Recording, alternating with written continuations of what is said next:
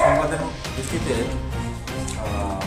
Headquarter থেকে DSP DIG Keshab মাফিয়া DCM সাহেব অরুণ দত্ত ওসি মধুপুর পিএস এবং আমি বিশেষ করে দ্বিতীয় অন্যান্য মহিলা পিএসআর পুলিশ স্টাফ নিয়ে আমরা সুবীর বর্ধনের বাড়িতে তল্লাশি অভিযান চালাই এবং সেখান থেকে আমরা 27 কেজি 300 গ্রাম শুকনো গাঁজা উদ্ধার করি এবং সঙ্গে ডাস্ট 8 কেজি। তার বিরুদ্ধে মামলা হয়েছে? হ্যাঁ, আমরা একটা মামলা নিয়ে তদন্ত শুরু করছি।